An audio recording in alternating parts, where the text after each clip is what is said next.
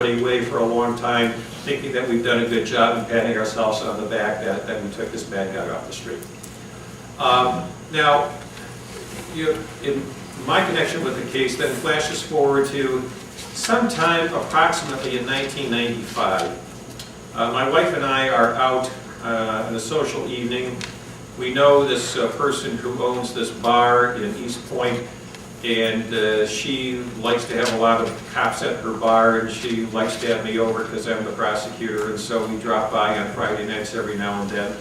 And it's filled with cops, and you play darts and you have a good time. And there's a private investigator there, and I really don't recall who he was, but I think in retrospect it must have been Mr. Spencer, a private investigator that the Muldown family had hired. And he kind of buttonholes me, as happens when you're an elected official from time to time, and says, Carl, I want to talk to you about a case. I really think that there's been an injustice, and I got to tell you about it. And so I listened to this guy, and I vaguely remember that he's telling me about a person who had been badly beat up, left for dead.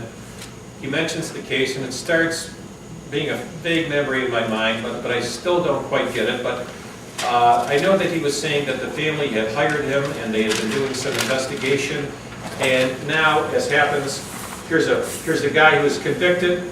I'm sure that the evidence was solid. Here's the claim from this private investigator that forget about what the jury and the criminal justice system found. I'm pretty sure this guy is innocent. Well, you take that with a big grain of salt if you do anything about it at all, because everybody who's convicted says they're innocent. So I tell this guy, I says, look, have some attorney get in touch with me at some time if you want to do a 6500 motion that refers to a rule in the Michigan court rules about the motions for new trial. Just get back to me with it. And after that night, no attorney got back to me for the remainder of 95, 96, most of 1997. And obviously, I just covered a whole bunch of months, a whole bunch of time period. Nothing crosses my desk. Nobody calls me about anything. I obviously don't remember the case at all. Then, in 1997, while I had been an assistant United States attorney, I had not really become friends, but I got to really respect two reporters from radio station WJR, Gene Fogle and Rod Hansen.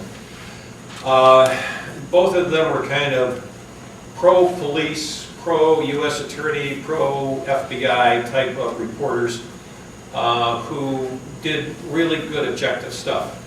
Rod Hansen called me and he said, Carl, we're going to be doing a series on the unreliability of bite mark evidence, and we're going to start running it in a couple of weeks. We've done a lot of interviews, and we would very much like you to look over one particular set of interviews having to do with a case that arose in your county. I said, my county? He said, yeah, it's People versus Muldown. It concerns the mutilation, rape, and assault with intent to murder of a young woman back in the early 90s. And we have found that the dentist, the forensic odontologist that you used, come on down, that the forensic odontologist that you used, Dr. Alan Warnick, has been discredited by a number of offices. And I was aware of the fact that we in Macomb County had made a decision not to use this doctor anymore.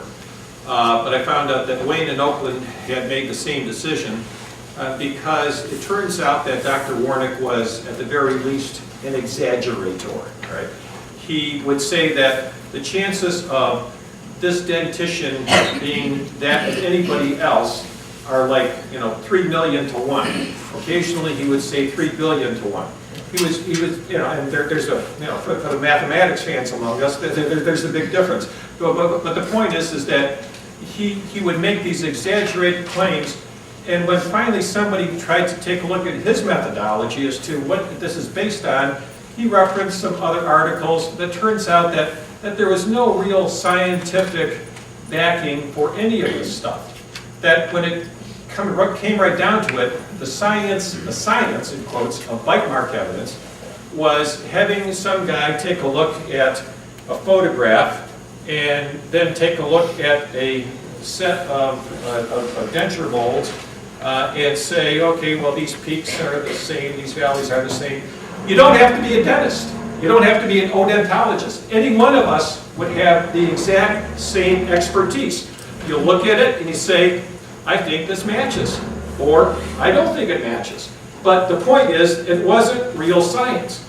And the other thing about bite mark evidence is that while if you make the observations, it has some persuasive ability to show it's similar. But when bites are administered to human skin, you have a material that is not necessarily the best medium to make a good impression. After all, skin moves. It is not on a uniformly round surface. There are angles, there are bones underneath.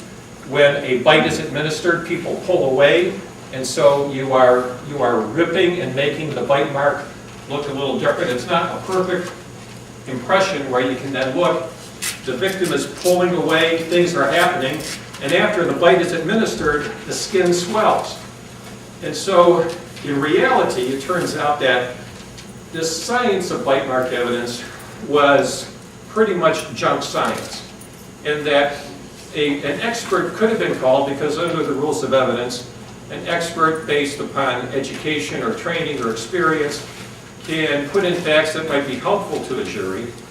In this case, this particular guy was misleading a jury by pretending that there was a scientific basis for these comparisons when it was really just normal observation and guesswork on his part as to whether or not there really was a match. And so, Gene Fogel and Rod Hansen did this investigation where they took a look at the effect that Dr. Warnick's testimony had on a number of cases in the Tri-County area. And the Wayne County prosecutor was so convinced that he was wrong on one of their cases that they moved immediately to set aside the conviction. There were new trials in other cases. But on some cases, the prosecutors hung tough. And unfortunately, for me, in retrospect, I was one of them, because this is what I said to Gene and to Rod after looking at it. First of all, I checked with the assistant prosecutors who had actually tried this case, and I said, is there any possibility that this could be a wrongful conviction? And they said, absolutely not. He said, absolutely not. You know, the Cristini brothers are thugs. And this guy, Muldowan, is worse than the Cristini brothers. And they launched into this vitriolic attack on these defendants. And I'll tell you this, it kind of like, that sixth sense kind of like raised in my mind right then that usually if you talk to a prosecutor and he or she has got the case nailed, they just say, no, we had fingerprints, we had this, that, we had the other thing, and there's a certain calm assuredness and certainty about it. But I didn't get the calm assuredness and certainty, rather I got kind of this emotional tirade. And so I worried for a while as to whether or not I should really be trusting this. But then I went over the evidence, and the prosecutors pointed out for me that, look, we don't have just the bite mark evidence. We have the eyewitness identification, and although the victim was inebriated, there is just no way that you can say that she was mistaken. This is a person that she had known for too long. There's just no way that you can say that this could possibly be a mistake. And so I got back to Rod Hansen and I said, look, if you guys can develop something, I'll take a look at it. Have a lawyer get in touch with me at some point, but I just can't stipulate to a new trial in this case. I can't set it aside because I've got this eyewitness identification, and victims deserve to be believed. Of all victims, rape victims, in my mind, probably deserve to be believed more than anybody else. That's probably kind of like